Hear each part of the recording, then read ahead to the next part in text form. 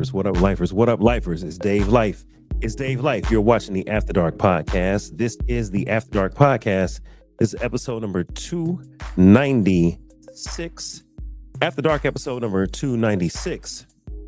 Can single mothers raise men effectively? Can single mothers raise men effectively? Look, man, you could have been anywhere in the world, but you're here with us tonight. So I want to say thank you, and I appreciate that. Let's start this off like we always do, you guys, the right way. Dear Heavenly Father, have your way, Lord. I pray that you would speak to your people. Father, I pray that you would enlighten us, entertain, and inform us. Less of me and more of you is what I pray, Lord God. Forgive us of our sins that we've committed by both commission and omission. Charge to our heads and not our hearts. Help us have a great conversation. And of course, we give you all the praise, glory, and honor in Jesus' name. Amen, amen, and amen. Yo. What up, y'all? What up, y'all? Yeah, we in the building. All right, we're in the building. If you want to support Dave Life After Dark and Dave Life TV, you can hit us on Cash App at $Dave Life TV. Hit us on Cash App at $Dave Life TV. You can hit us on Venmo at Dave Life. Everything is shown below. And today, man, I'm gonna have a few people come up and help us discuss the topic at hand. Can single mothers raise men effectively? To help me do that, let me bring up three of my usual suspects. First person I'm gonna bring up is my sister from another mister. She's a deep woman. We always say this. She's as deep as the ocean, and her thoughts fall like rain. Come on to the stage, Ocean's Rain.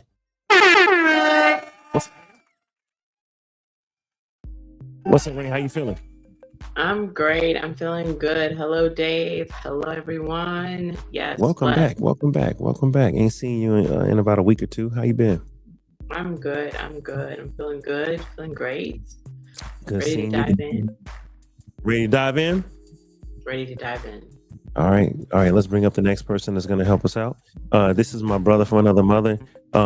He's a veteran. He is very outspoken, and I think he may have an opinion on this topic. Can single mothers raise men effectively? Come on up to the stage, brother Sherrod.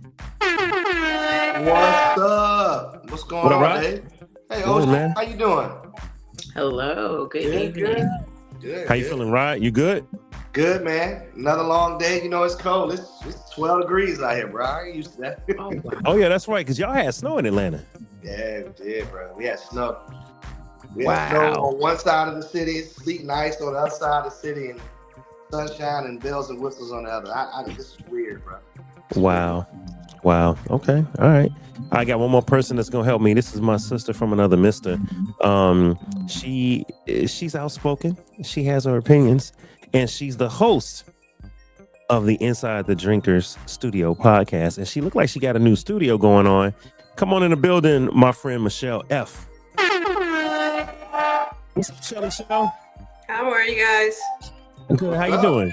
Good. Just seeing you. I like your background, Michelle. Thanks. What you got going on? What's happening over there? I mean, there's some things missing over here in this wall and this wall, but it's getting there. At least I got some lights. Yeah. Yo, is that a lava rock? Is that a lava rock? Where? No. What? Is the Himalayan rock lava rock? Is that? It's something in the corner. It's like a purple shelf. On the shelf. No, that's just the light. The light is like that. Right there's a frame, and there's a light, and there's just a bunch of books. Oh, okay. And my little parrot teddy bear. That's awesome how you look like you just touched it behind you. Yeah, I'm like this way or that way. Yeah. So tonight we're going to get into can single mothers raise men effectively? I saw two clips. One is from a young lady named Dr. Bryant. She's been becoming really popular in the Black podcast networks, Dr. Bryant. And then there is another clip from Charleston White. And Charleston White, who's also very popular in Black podcast spaces, he's a disruptor. He says a lot of stuff. So I'm just going to go right into it. And then, we'll have some opening remarks. So let me play the first clip, and then we can talk about how we feel about this first clip. I think the first one I'm going to go with is Charleston White. Yeah.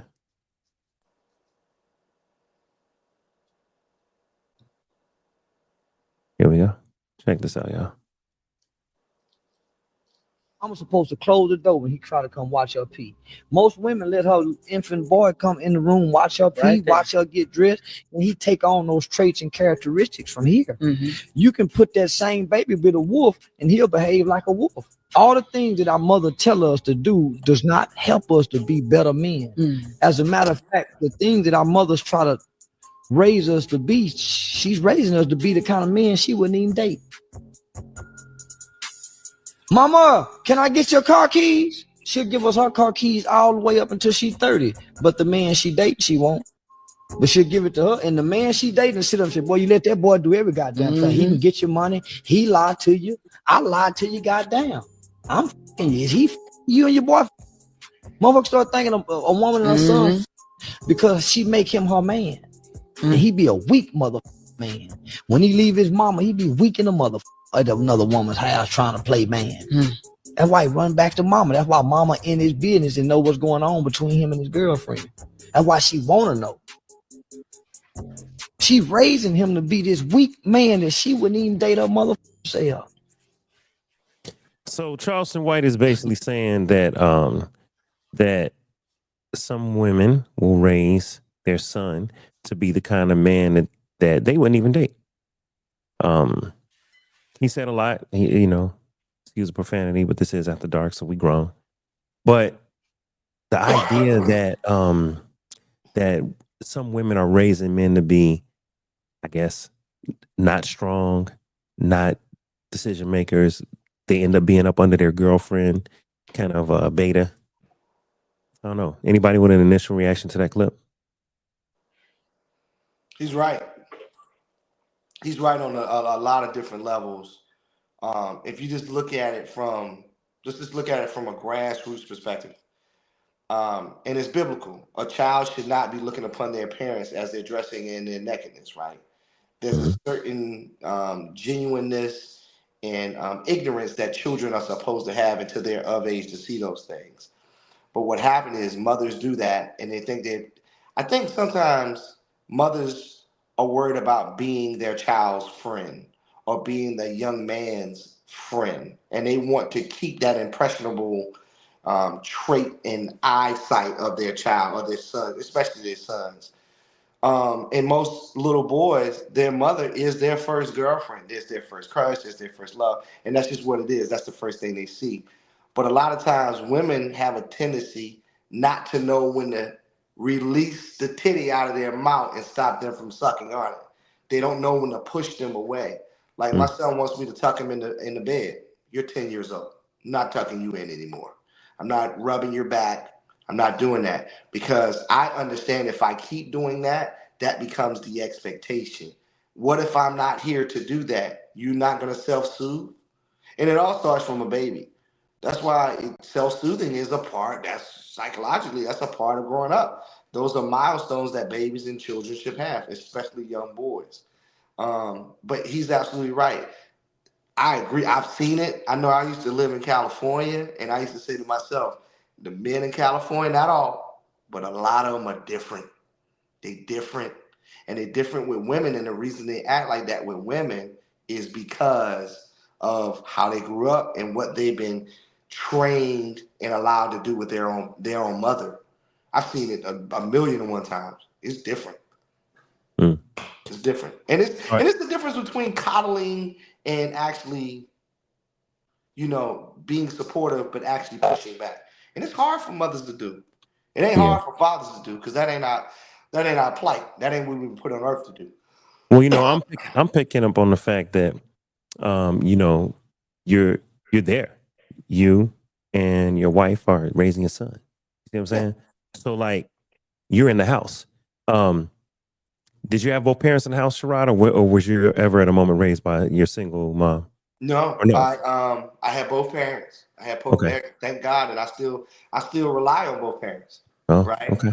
And I think if you have, and I'm not leaning on people that are religious or not religious. I think if you have some structure in your home, because my home is set up completely different than my mother and father's home when it comes to raising children. My ideologies are somewhat some of my parents, but also I have a different ceiling than my mom and dad had. So some of the things that they did raising me, I don't do with my son. But yeah, I had both of my parents. I still have both of my parents. But I don't run a lot by my mother. I don't Yeah. check in with my mother when it's come time to raising my son or certain things. Now, some things I might, but the majority of the time I go to my father or I Yeah. go to an uncle or a cousin or other men who've raised men. You Right. know, I had my dad in the house until I was 9 or 10, and then my parents got divorced. So I had two-parent household until I was about 10.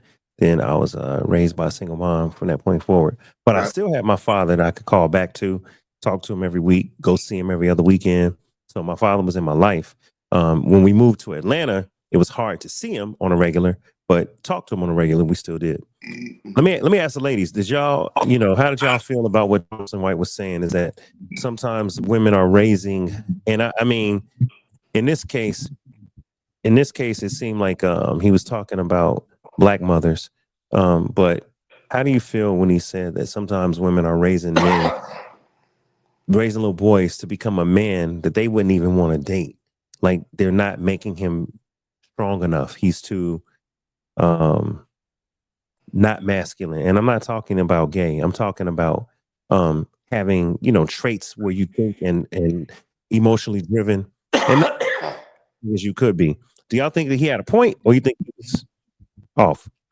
So for me, I have twin boys, and Dad and I have known each other since I was 15 years old, and he was a little older than me. And I will tell you that we have definitely been co-parenting, and now that they are 16 years old, and even when they turned 10, there was times where I knew as a woman, as much as I wanted to communicate to them, that man's voice was needed.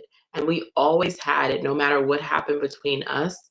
The relationship where the children would be able to, the boys would be able to go talk to dad was there.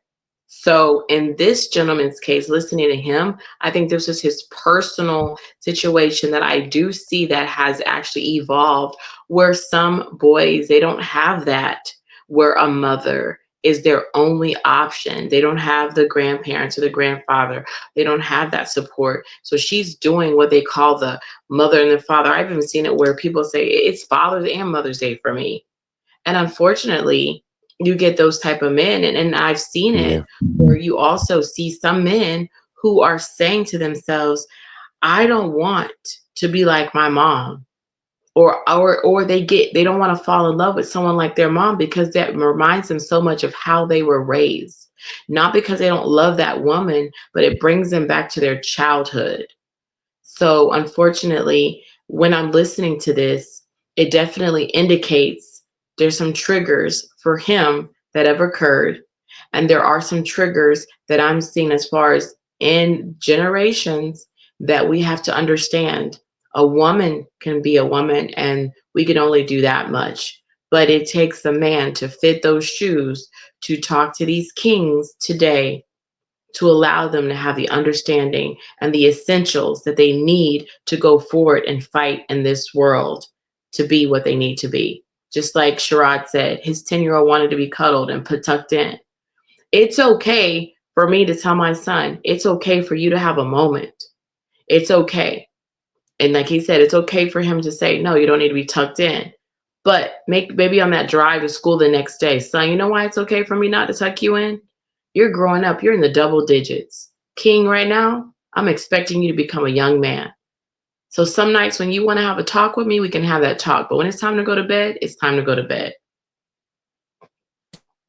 I remember when my mom told me, she was like, David, you getting to be too old to play with toys, right? Because I grew up loving cartoons and toys. I mean, that was big for me, cartoons and superheroes and toys. Even to this day, my uncle will call me and we'll talk about the new Superman movie. And me and Sherrod will talk about Star Wars or Avengers. That's just, I love that stuff. But when I was 12, my mom was like, all right, it's your last birthday getting a toy. So you want a toy or you want clothes? And I really wanted this. If I'm not mistaken, I think it was Thundercats and Voltron. I was like, I gotta have Lion-O. And she was like, why do you want that toy? I said, it's a collector's item. When I had a cousin named Spencer. Shout out to my cousin Spence. He collected toys as a kid. He had every action figure. They were in the box. I wanted to be like Spencer. I wanted Batman, G.I. Joe, all that. So I didn't get Lionel, I got Mumra. And then I got these insect warriors, like a beast type thing. And I think that was the last time I got a toy in terms of like as a kid. Now I've collected toys as an adult. Yeah, man. I remember that birthday, and she was like, "You got it. You 12 now. You about to be a teenager next year. We can't buy you no toys." And she was doing her best to say, "Hey, I gotta teach you how to be a young man, not a little boy." You know what I'm saying? So Michelle, what were your thoughts on the clip of Charleston White? I actually struggled to understand what he was saying, to be honest with you. But I think that I'm getting the context. Should I play it again? And no, that's okay. I Okay. mean, it's up to you. Whatever. Um, but I mean, in all honesty, I think that is very important to have the male figure always, because as a woman, we're not men. We don't know how to raise men. We need that help for sure. And I think, yeah, when you're a little boy and you're growing up, of course, it may be easier, but I think that the influence of an adult male is always important. And I agree with like a lot of what Rain said actually about that. Yeah. Okay. Hey, well, let's talk about the idea that sometimes single moms might be raising a man that they wouldn't even date for themselves.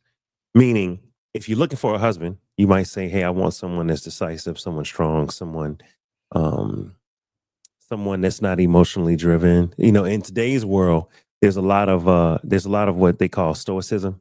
I've noticed online they're promoting, if you say, "Hey, I have emotions," or "I made an emotional decision," there's a lot of men that are shitting on other men and saying, "You're emotional. Y'all, you need to be stoic. All logic, no emotion." And it's like, hold on, y'all. I feel you. And I agree that we should be strong and we should be able to use logic and not be ruled by our emotions. But emotions in and of themselves, even being vulnerable or sensitive in and of itself, is not bad. I said this on a show years ago. I said masculinity is a spectrum. It's not an on-off switch. Some people can be masculine on 100. Some people can be masculine on 10.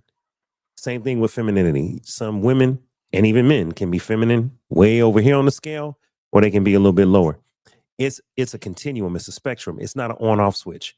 So what I mean by that is you can be a strong man. You can be logically driven. You can be decisive and still have emotions and still be affected by your emotions. For instance, if a family member dies, if your mother dies, if your child dies, you know, if you see some sort of a massacre, some people love their pet. If you lose your pet, even as a man, it can hurt you. But typically it's mother or child, or wife that'll really, mess with a man, and I don't agree that men have to be completely stoic. I think that being in touch and being emotionally intelligent can be a strength for a man. But I do think being emotionally in touch should not mess with your masculinity. And I think that is a fine art that's taught by being around other men that know how to walk that line. Shirai, would you agree with that? Yeah, so you remember I said earlier, like there's things and there's ceilings with my dad. My dad was very stoic, but there was never a day that went by and said, "I love you." Yeah, I gotta beat the shit out of you because you did X, Y, and Z. You brought it on yourself, and that's not obeying, and you need to obey me, but I still love you. But there was things because of who he is and how he was raised, and he grew up in a certain you know, phase of his life doing segregation and doing civil rights. So there's certain things he doesn't bend on because he knows how cold the world can be. But in addition to that, he wanted to always make sure that I understand, like, hey, you're always being watched. There's always someone who's going to make a perception about you because of the color of your skin. Therefore, as a man, it is my job as your father to ensure that you have these tools in order to handle that cold weather that's outside.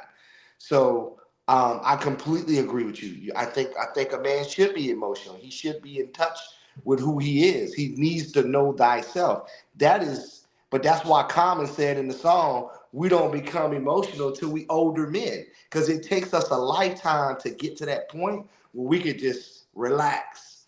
Yeah. It's okay for a man to cry. It just ain't okay for a man to cry about everything. About Right? everything and all the time. Right. And all the Yeah. time, right? Because Okay. again, women, in my opinion, look towards men to be that rock and stability, because we are not wired the same way that they are. But then we also need to be empathetic and sensitive with some of the things that they may bring to us. But we also have to do it in a way. And I think a lot of times we don't express that because our tone, our inflection, the way we express that is not necessarily in a good way. That it sometimes, even with me, it doesn't come off sometimes as being genuine, because you know why? I don't have time for things to be massaged. I need to get shit done. And a Yeah. lot of times that comes off as being arrogant, or it comes off as being narcissistic, but it's not. It's like, look, I need him to do this shit because this shit affects a timeline. And if he doesn't learn this now, that's going to ultimately affect how our family moves tomorrow. Women don't necessarily see it, right? They only see the emotions, like, oh my God, this is my baby. This is someone I carried for 9 months. And sometimes men ain't looking at it like that. So we're looking Yeah. at it completely different, right? Yeah. And you know, when it's time to stop, and you know what's the day, you're going to live a long time. That is so funny that I said that shit the other day. I said it last year. I said, hey, we ain't buying no more toys now. That's Santa Claus don't even make no more toys. That's it. We can't buy no more Yeah. toys. We could get big boy toys like scooters and things like Right. that. Bikes, Toys, footballs. Yeah. Sports. Legos, something Yeah. that can intrigue the mind, but we're not buying toys anymore.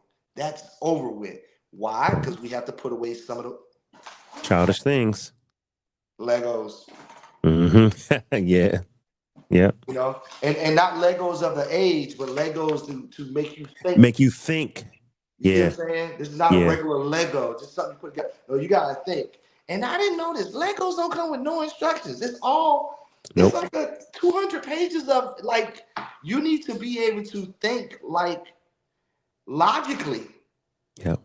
to put it together. Spatially. We used to have Yeah. what's called an erector set. Erector set. Erector sets when I was a kid was construction sets Yeah. that would allow you to have nuts, bolts, wrenches, screws, and handheld turny, twisty things. And you would have a picture of a Jeep and have all these loose ass parts. And as a boy, I was loving it. I was like, man, I could build a Jeep. So I would sit there with the instructions, and you know what those instructions are, Sherrod? Specifications. Yep. It's a spec, man, like engineering. I would sit there and read those instructions, look at those pictures, and put together the Jeep or whatever I was building. I loved it, man. Right. And so, yeah, my toys did progress, but that was the last year I got like an action figure, as Right. a toy. All right, let's look at the next clip, y'all. This is gonna be a quick one tonight because I think we spent a lot of time in the pre-show talking about a bunch of things. And Michelle, if I'm not mistaken, you don't have any kids, right? You don't have any kids, okay. Dave, before we go further, can I just say one thing? I want to add to both what you and Sherrod said that I just can't leave out. And please comment on this, guys. Please comment, all of the lifers. Please comment. This is so important.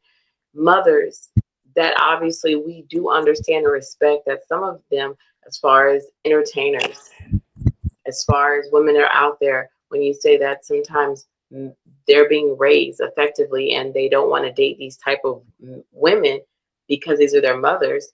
Some of them have watched their mothers do things that they actually have seen men in and out of the home.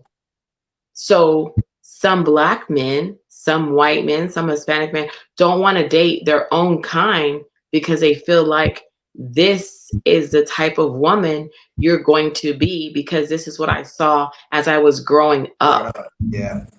So quite the opposite of what we're saying as well. That's another thing. But not understanding that son is being raised by a mom who is trying to bust her butt doing what she can to do it her way. Unfortunately, maybe her way is not using all of her intelligence in her own way, respectfully. So, uneffectively, he's finding what mom did.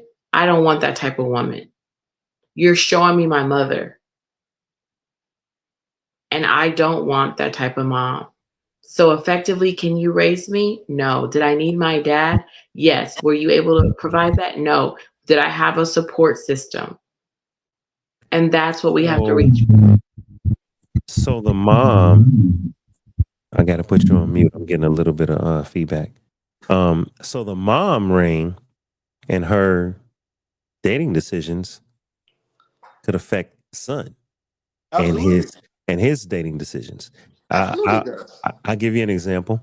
I when I was single, I knew some single women, and some of those single women had kids. Some of the single women would be like, "Hey, if you come see me, you got to leave before 5 because my kid's getting up." Cool. Some women would be like, "You can hang out. Don't worry about it." And I'd be like, "But I'm not really trying to be a father to the kids." No, you don't have to be. Don't worry about it. And I would say to myself, "Now, how is this child looking at their mother?" No offense to anyone, but I would say to myself, I know I'm the single guy visiting the single woman, but she's also a single mother. And those kids are seeing me go to and fro. And I'm like, now if I hang out, I remember there was some days I hung out and I got kind of pulled into making breakfast. Hey, don't you want to? And I'm like, no, I don't. I don't. But then the kids was like, Mr. David, are you gonna make eggs and pancakes? And you're like, shit. Cause you can't, damn. Okay, yeah, I'll make you some eggs and pancakes. Now you cooking, Shirai. It's a whole production. And now it's no longer 8 in the morning. Now it's noon. Everybody didn't ate. And it's like, Mr. David, are we going to the mall? Mr. David, are we going to the movies? I'll never forget one time. I brought some cake over from my job. My job had a little thing. And so I brought cake over. The next time I saw this lady and her children, and I didn't see them that often, but when I did, the first thing them girls said, Mr. David, did you bring us any cake?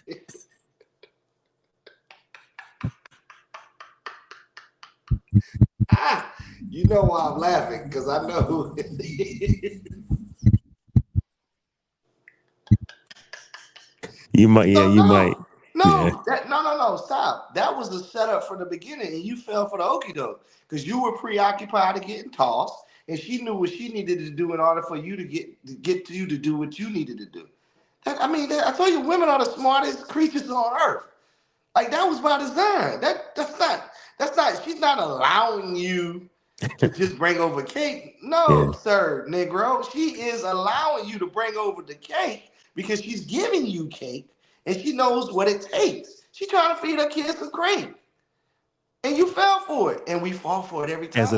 a single man, I fell for How it. many breakfasts have I bought and breakfasts I've cooked Yeah. many, many moons ago when I was single? Yeah. Absolutely. That's what we do. Yeah. But then that's the part of men. So I think we don't hide our intentions very Mhm. well, but we don't express them either. Hey, look, she should have stopped you from spending the night, but you should have been more of a man and say, I'm going to leave because it sends the wrong message. Correct. So, Yeah. in this one particular instance, so I, all right, cool. She's like, "You hungry?" I'm like, "I mean, I am." So you need to cook. Yeah, listen. Get your ass up and cook it. Listen. You hungry? Yeah, of course I'm hungry. Well, if you cook, I'll buy the food. I'm like, I mean, let's just order. No, if you cook, all right, cool. So now we at the damn store. It's commitment. Yeah, it's a huge commitment. Now we at the store. Commitment. Now all of a sudden I'm babe. Of course. Because you buy this shit. The Yeah. whole time I've been David, babe. I was so frustrated. So then groceries are bought. Now I'm like, all right, I'm gonna cook this right quick and get up out of here. So now as I'm cooking, here come child number one. who don't never speak to me, who just look at me and go, you old thing. You here that's, again? that's all I got. That's all I got. She saw me cooking. She was like, "Hey, David." I was like, "Oh, hi. You speaking today? Hi." She's like, "You making bacon?" I was like, "Yeah." And she was like, "What you doing with the potatoes?" So I'm about to make some other potatoes. She was like, "For breakfast?" Like, "Yeah." She was like, "Can I peel them?" I'm like, and then here go to the mom. That's all she was just waiting on that because she wanted a father figure. Of course. And so, my bad, hit the wrong button. So she wanted a father figure. So I don't want to keep going on that story, but look, people start showing up. That kids came home from college. Kids stop they stopped doing rap music in the garage. The kids' grown friends showed up, and I was like, wow, I've been pulled into a situation here. So yeah. You don't know how you got there, right? Like you said, I allowed myself to be pulled into the situation. We do all the time. We do. Yeah. We Yeah. do. Because women are very, again, women know what they want for the most part. But to go back to Rain's point, right? Seeing how your mother dates as a single parent could affect your choices and how you date. You know, if you're a young man and you see your mother only dating your dad or only dating one man after your dad, you might go, okay, really selective. Or if you're a young man and your mom has many different boyfriends, whether you see them together or you just hear about them or you know what I'm saying? Or if you're a young man or a young lady and you actually see men spending the night, it can affect how you You view look at your women mother. But and you view women. your mother. Mhm. And Like, women. like, Because you might say I don't want to date that or I do want to date that. because let's be honest, there's a double standard here, right? When men date multiple women, they're regarded as cavalier. Oh man, he's a go-getter. He got a lot of women. He got, you know what they say, oh look, man, he got bitches. You know what I'm saying? When women do it, they're looked at as being a Jezebel, or they're looked at Yeah, as or being loose. or loose or selly. They're not looked at as a pristine and wholesome woman. It's not my standard. That's just the standard of society. I mean, I don't necessarily agree with it, and sometimes you do. Like, we have friends that played in professional sports, and it's like some women just gets bounced to that guy. Now she's talking to the other guy in the league and then the other guy in the league. So I come along. I'm a professional player. What you think I'm gonna treat her like? I didn't see you get passed around over the years of different people. I'm gonna treat you like that, and you got a kid from that one, and a kid from that one, and a kid from that one. So I'm looking at it like I can't come in and do anything for her because she's already shown me how she's doing that. And men do the same thing. Like I said, there's a double standard, but it's viewed differently. I mean, So that's so me. so let's flip it. Let's flip it. Single dad raising daughters. Can't do it. Let's talk to the ladies. Single dad raising daughters. Can he raise a daughter effectively? And can his dating decisions affect how the daughter sees men? Let's go with Rain first. My dad, I love my dad, and I can tell you that my dad was there. My mother, I've only seen my mother with two men her whole life. My father for 28 years, my stepfather 32. That's it.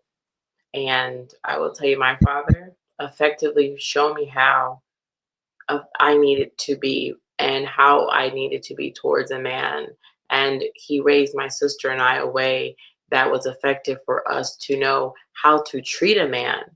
But a woman showing us what to do, we need it from our mother. And we got that. I know that that's blessed in some areas. Not all people have that. Not all children get that. But can a single father raise a daughter? No, we definitely need to see other women, that other support, because there are things that we're needing. not only about the days about our cycle, not only the times when our hormones are out of control, not only the times when we're emotional, not only the times where things are going awry, we also have to have balance of who we are and the confidence. And there's times when we're going to have the whole women shame of why are my boobs so bigger, much bigger, and I'm only in ninth grade and hers are small, all of these different things that a dad can only say, wear a larger shirt or don't wear this shirt, or there's not even just talking about your body, but there's so many different things. So each a male needs a male, some type of male guidance, and a woman needs some type of figure of a female guidance. Effectively, can you be raised? Yes, you can. It's effective. It can be done. It has been done. And I've seen some great men come out of being raised by their mother. It depends on how the mother is. If you're having someone like Dave said, you're the children and the mom saying, sure, you can come and see them. And she should have, immediately said, listen, I have two children. The rules are you come after their sleep and you leave before they wake up, or 6 months to 7 months after we're dating. But can it effectively be? I think that no. I want to say this real quick. All right, the feedback was getting me. I gotta say this real quick. That's not to disparage the person that I was seeing at the time. All right, I understand what it was. What it was I'm single, and I'm looking for a husband, and I'm dating, and if I want to have a boyfriend, I can. Have a male friend, I can, and I understand that 100%. All I was thinking is, man, I don't want to give the wrong impression to the kids. Now, the kids were not little. I need to say that they were all in high school or older. But nonetheless, I was always like, hey, I don't want to come off like I'm trying to be a stepdad or a husband if we're just dating and talking. I don't really know what we're doing yet. And so the son was like, what's up? Cool. Just as long as ain't no problems, ain't no problems. Ain't no problems, young man. Trust me. The daughter, I was kind of like, oh, it's kind of painting that, you know, like single woman is one thing, single mom is another. That's a whole nother dynamic. So I didn't want to be a part of the young daughter seeing the mom be a single woman. I'm like, if you want to show your singleness to your daughter, do it without me.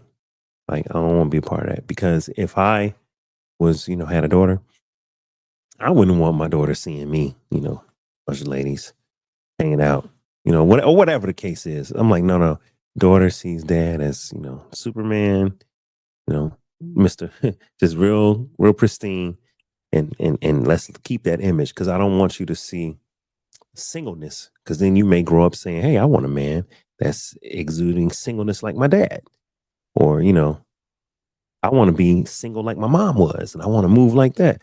And I want my daughter to see something different. And there is a double standard, because my father, when we were little, he took us around South Side Chicago, Sherrod. He showed us all the dirt. Right. And he's like, you see that? Don't do that. But he showed you though. So I just think we have to have standards when we're in relationships and we start dealing with people, or we are dealing with people. It's just like we were talking and having a private conversation earlier. Perception is reality.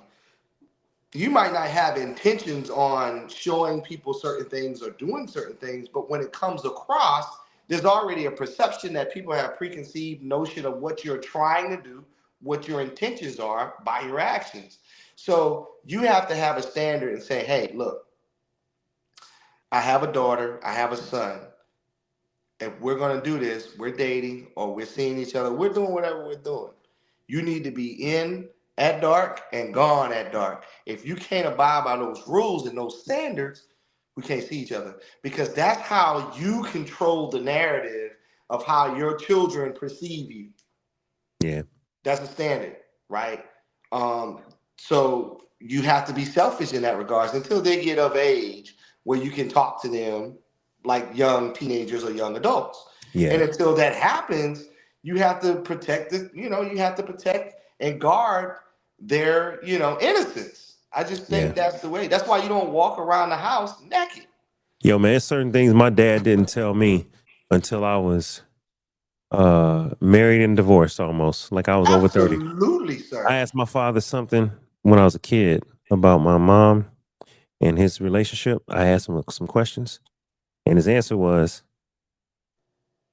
"You know that? And would you lose respect for me if I told you something that you didn't want to hear?" And I went, "Never mind." Because you didn't want to know. I said, "Never mind." I said, "First of all, it ain't my business. I'm a kid. Second of all, you're right. I don't want to know." Now, as I became an adult, and I went through my own marriage and divorce, I called my dad, and said, "Hey, Daddy," I asked him questions, and then we would have a man-to-man talk. But I wasn't ready for that at age 12. Of course No, you no, were. no way And in hell. he knew that. Yeah. I gotta jump in a minute, but the clip. You Okay. had another clip. Yeah, we had a second clip. All right, so let's play the second clip. Second clip here is Dr. Bryant.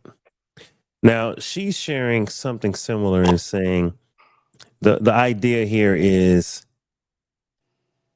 you might not date the man that you're raising your son to be.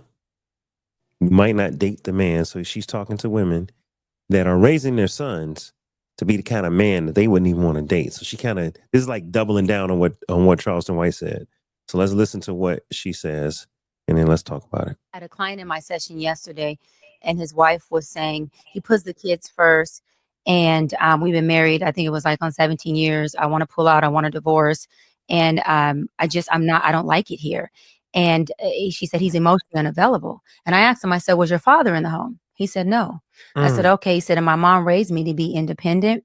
She raised me to have my own, and she raised me to not be weak, right? To be okay with pain and to be able to get through those things. I said, no, your mother raised you to be able to protect yourself the way she had to protect herself for being a single mama. Wow. She didn't raise you to be a husband. Yes. She raised you so that you would be able to fight the war that she was currently fighting while she was raising you. And so as a man, what you did was you became equally yoked to where she was in that season of raising you. So now that you have a wife, your wife had to be equally yoked to your mama's season. And so in this marriage, your wife is now in mommy's role, Yes. not in mothering you. I had a client in my session. So she said a lot, but to break it down, she basically is saying that a woman raised a son to fight the battle she was dealing with. Mhm. So he said, my mom raised me to be independent. My mom raised me to not need nobody. My mom raised me to be self-sufficient, things like that.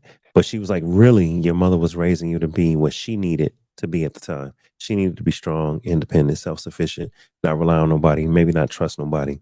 Mhm. And, she basically raised him based on her pain.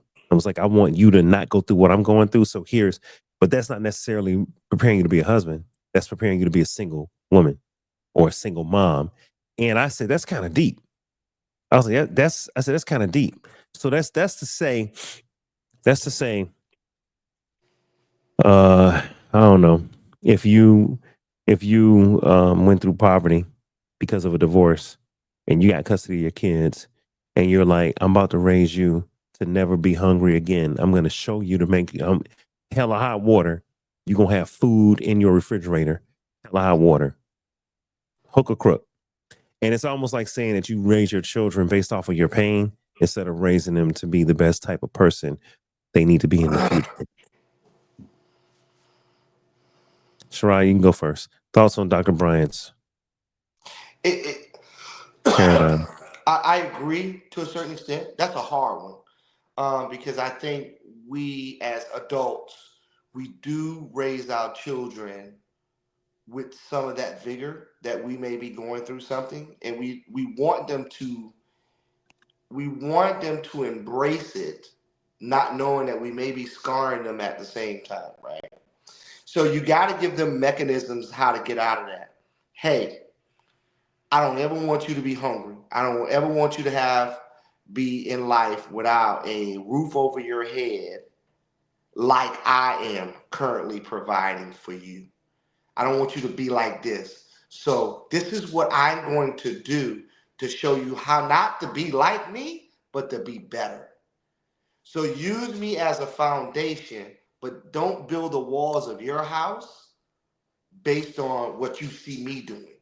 Because see, this works for me, but I'm trying Right. to raise you in a fashion that you don't have to do these things. Now, there's going to be hard times. There's going to be good times. But right now, in this season where I'm at, hey, look here, Daddy got to struggle to do this, and this Yo, is why I'm doing it. So I think you need to again, you have to effectively communicate that, mm, and every parent know their child. mm. You know what they're capable of doing and not doing, and you know what they will do. So how you communicate that with them to show them like, hey, this is my life. Don't use this as your stepping stone to make it yours. Use Yo, my, it, embrace it, but I need you to understand. I want you to be better than this, and you my got to mother show them told how to me. do it. My mother told me when she was a young teenager, they didn't have a lot of money. Her mom has a lot of poverty, and so she would have to go to her godmother's house, to, have the nicer clothes, things like that. 'Cause her mother had so many mouths to feed. So she was like, David, I used to open my refrigerator and see an onion and water, and it's not much you could do with that. And so my mom, made a decision. She said, when I grow up and get a job, I'm gonna have a refrigerator full of food. I'm going to make sure I'm never hungry again. And Mhm. to this day, my mother will let food almost go bad because she just don't want to throw stuff away. I say, Ma, this is kind of like on his last leg. She'd be like, no, we can still use that. That could still be salvaged.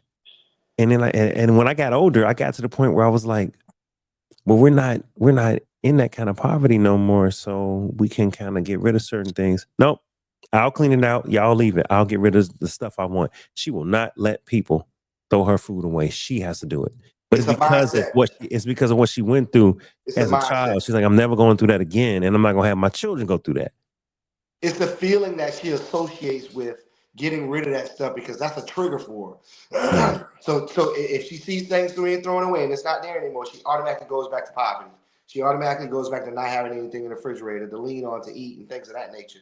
So it's a trigger for her. I mean, people have different triggers, and you can't blame them for it. Rain, I know you're single. Well, I know that you're a mother of boys. Um, you think that's the thing? So I think in my situation, I've seen situations, but what I wanted to say about this clip is that it's like addicts. They're only as far as, if let's say if they're in their 20s or they're in their 30s, they're only as clear as they were before the disease kicked in. So they're actively giving them what they know and how much they can activate into that child and instill into them. So when that child is being raised in that season, the season and that time that mother is going through those obstacles, as I said, that mother may have no choice but to go work at night because she wants to be there for her child, so they don't have to go through what she's struggling and being on the pole and doing what she's doing. Because as a matter of fact, I respect everyone. And if you got to do whatever you have to do, I'm not saying there's anything wrong with that at all. Because I go to them all the time. Anyways. So what I'm explaining is this right here is all I'm saying is that I love what she said because it's true. In the season that your mother was in, she realized an onion and water is something she will never see, just like an addict. Never ever. I've been in rooms when I've had to listen as a behavioral therapist and watch. And I remember one woman saying she goes to the store and she has a habit of buying toilet paper because she never ever wants to be without toilet paper. And now her son is the same way. He goes, I don't know why I get so much toilet paper. It's the same thing, it's the same theory. So the season that Dr. Brian is talking about in this clip, raising a child and going through your own process, because sometimes you have an 18 or 17-year-old that's being raised by a mother who's 18 or 17. So by the time they turn 30, they've changed from that season and they've grown. So that child could have graduated college with them, seen them through everything that they've been through. Started from the bottom, now we're here. And that's exactly what Dr. Brian is saying. And I love that, because the season that that person is in, that's the best way to describe it. That's the best way to give props to the mother who didn't abort that child. Props to the mother who kept that child and kept going. Because look at David. Look at, there's so many children. Look at all of us individually. It's a battle no matter which way we go. Question. Question for you real quick.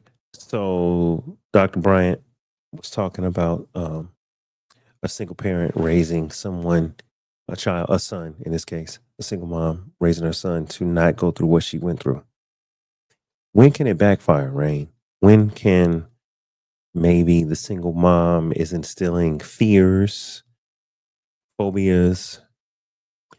You know, when can it go over the line and go too far to where, no, you kind of worrying a little bit too much about that? Like, when can it go too far? And when they are triggered by something that a woman that they're dating has said something similar to what their mom has seen or done, and they now are pushing back, or it may scare them away, or it may be something different where they're so nurtured, where they're walking into a house and there's dinner on the table and their clothes are done and their laundry, and it's something they've never seen. So they don't know how to accept that. They're used to chaos. So it can trigger, and it can actually backfire at that stage when it's something that they've never experienced or they have experienced, and how it effectively affected them in the way that it was spoken or the way that it was talked about. Like Sherrod said, have a conversation when they are now turning into young men and going into their teenage years, going into college. But you have to have those conversations. So it will backfire if they're triggered by something.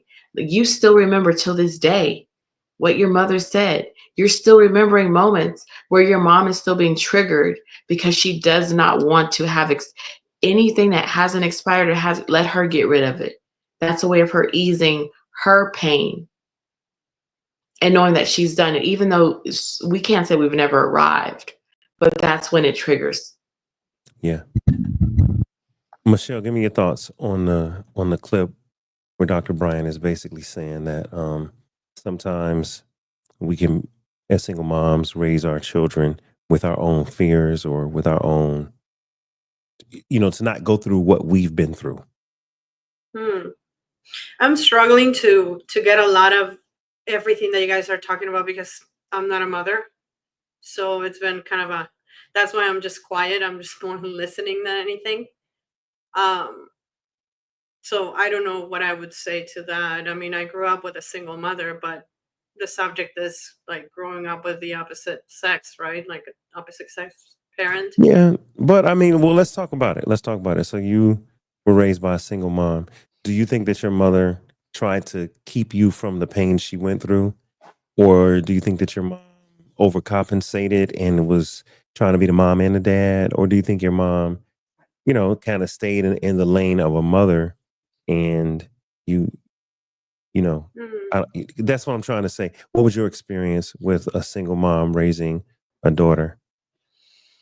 It wasn't good. I think that, I mean, when I was 18, I moved to Chicago, and that's when I lived with my dad. But growing up with a single mother was very difficult because my mom worked all the time. She's a teacher. Mm. So she was, most of the time she was gone. And when she was home, she was working or cleaning or like going out with her friends. She would never bring a man home overnight. Okay. Yeah, no, that's not a thing amongst our culture. Usually Okay. mothers just take the guy to some hotel or something like that. So I don't know if she did that or not, but I mean, she was there as a mother, and I never needed anything. I got my school, I got everything I ever needed, but it was meh, kind of meh. Yeah, So and I know that her, she went through a lot. I mean, obviously she went through a lot, but she would cover it with work. I mean, she Okay. went through big depression and all that, but she would just like work and work and work and work and work. So That's what I'm hearing. I didn't really see, I mean, I saw the worst parts of it, but I don't think she ever like she never told me that men are bad, don't go out with men, or you should do this or that. No, I pretty much went with the flow, I guess. Yeah. Okay. Hard working.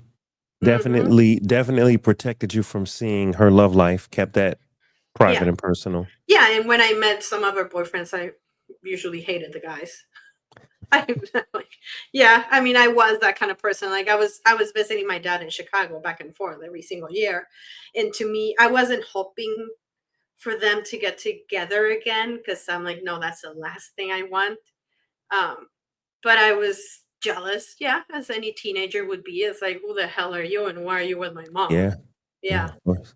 I remember the first guy that my mom dated. I only saw her date two men um after um after she got divorced.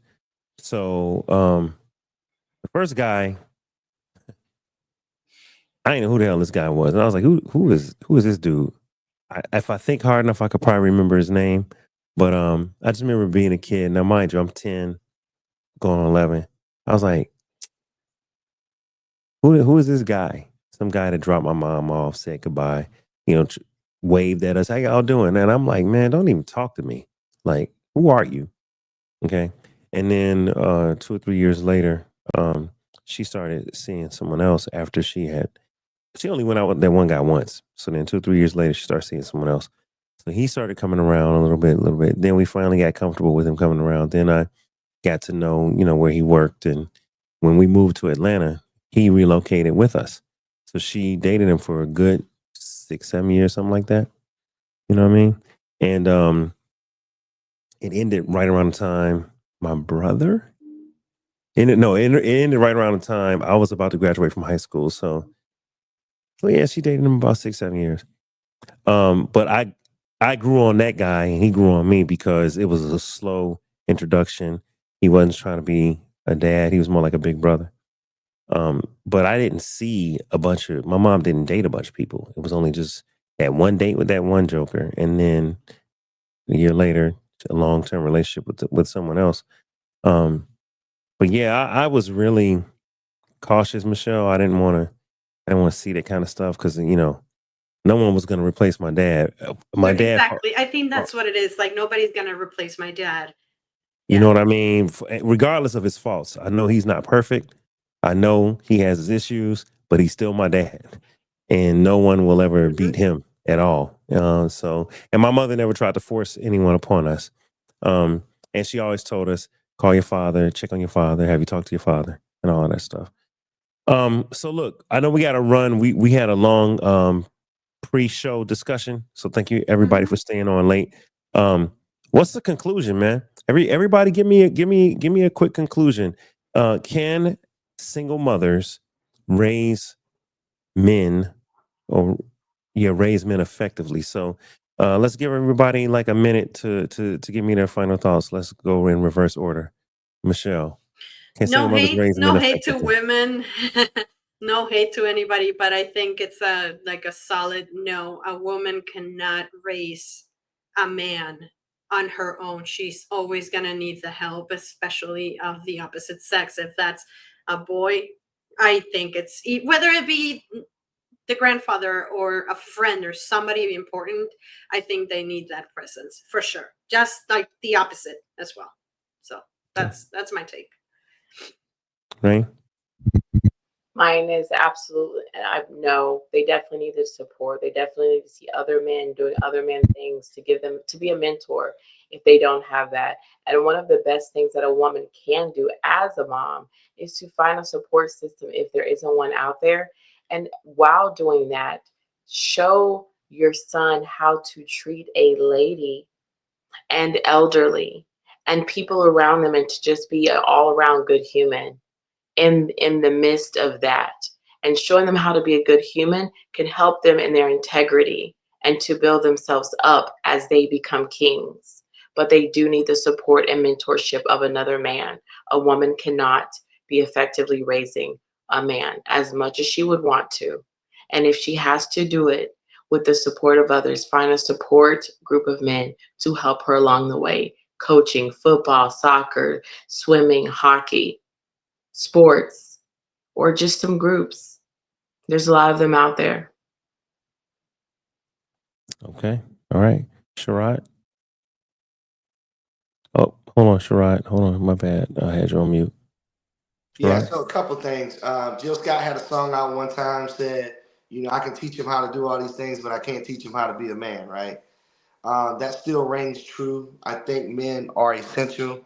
I'm in a fraternity, and one of our pillars is the better making of men, right? You come to us as a man already. Our job is to make you a better man.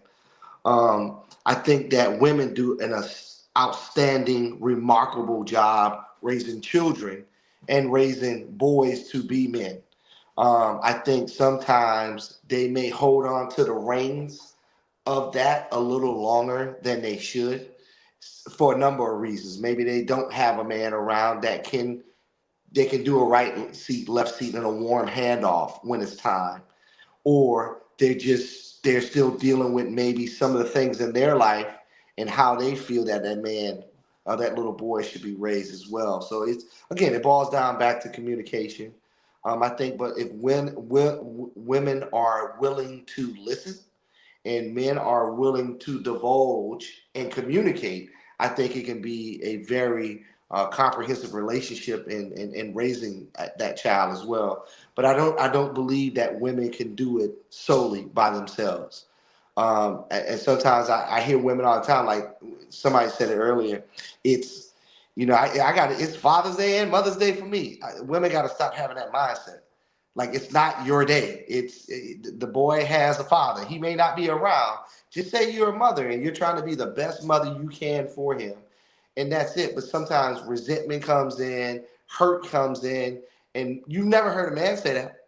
Men don't even talk like that. That ain't even a part of our repertoire. It's not a part of our tool belt. You never say, well, it's Mother's Day and it's Father's Day for me too. That's a female thing. So I think some of that mindset has to change for women as well. So they don't think like that. But that falls back to men too. Men got to be present. They got to be omnipresent. If you Yeah. want your child to be raised a certain way, if you want your son to be raised a certain way, it's just like Ocean Rain said earlier. And even you said that, Michelle. I know who my dad is. For whatever reason, my mother's doing the best job she can, but they got to be omnipresent and teach when there's the ability to teach them and teach that son, hey, this is what you should be doing going forward. And I think that's important as well. Yep. Okay. Hey, man, I appreciate y'all for joining, man. It's been the After Dark Podcast, episode number 296. Episode number 296, Can Single Mothers Raise Men Effectively? Hey, Rain, thank you. Michelle, thank you. Sherrod, thank you. I appreciate y'all, man. I'll see y'all on the next episode, all right? All right, brother. All right. I appreciate y'all. All right, y'all. Love. Hey, man, I want to make sure you guys are checking out the latest episodes. We have a new show out called Destined for Life. It's covering me and Destiny. Make sure you check that out, man.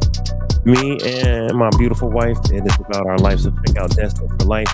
And then after you finish checking out Destined for Life on DaveLifeTV, hey, man. And once you're done checking that out, check out The Breakdown. What's up, it's your boy Dave Life.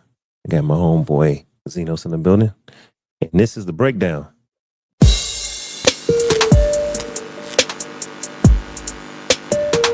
All right, so that's a breakdown. Destined for Life, 2 new shows, man. Make sure that you check them out, man. Make sure you check them out. All right, it's your boy Dave Life, man. We out here. I appreciate everybody for joining. Make sure you send your tips to $DaveLifeTV and at Venmo at Dave Life, man. I appreciate y'all. It's your boy Dave, man.